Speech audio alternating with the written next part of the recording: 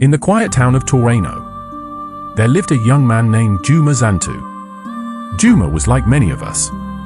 He carried dreams that were too big for his surroundings. He looked at his empty hands, at his humble home, and felt like a villain in his own story, someone destined for insignificance. But whispers reached Toreno, stories of a distant land called Sutu.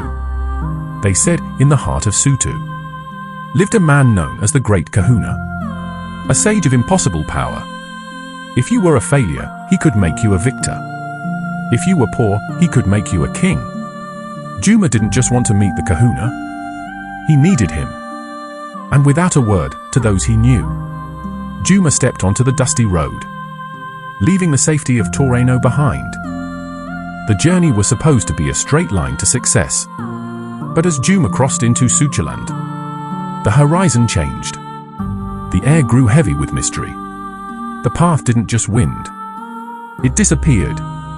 Juma soon realized something unsettling. Sutuland was a living thing, and it didn't want him there. He faced conspiracies of nature. Sudden storms washed away his progress. Strangers appeared, offering guidance that led nowhere. Each night, huddled beside a small fire, Juma asked himself the same question. Is the Great Kahuna even real? Or am I just a fool chasing a ghost? It was deep within the thickets of Sutuland that Juma's transformation began. He ran out of supplies. He ran out of money.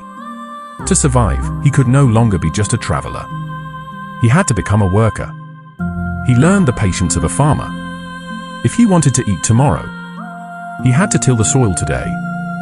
Without guarantees, he practiced diligence, honesty, tenacity, not because he wanted to, but because in the wilderness, these were the only tools that kept him alive. He was no longer searching for a sage. He was searching for himself. And slowly, the villain from Toreno began to die. Replaced by a man of grit after months of searching, Juma reached the place where the Great Kahuna was said to dwell. He expected a mountain peak, a golden temple, some undeniable sign of power. Instead, he found the most unnatural of places. Total silence, total reflection. And when Juma finally stood before the presence of the Kahuna, there was no lightning, no magic, only realization. He looked at his calloused hands, his steady gaze, the wisdom earned through struggle. The Great Kahuna was not a man who handed out wealth like candy. The Kahuna was a mirror. The journey itself was the transformation. By the time Juma found the sage, he had already become the victor he was searching for. Juma Zantu eventually returned to the world. But he was no longer the boy from Toreno. He carried the true secret of the Great Kahuna. Greatness is not a destination you reach. It is a person you become.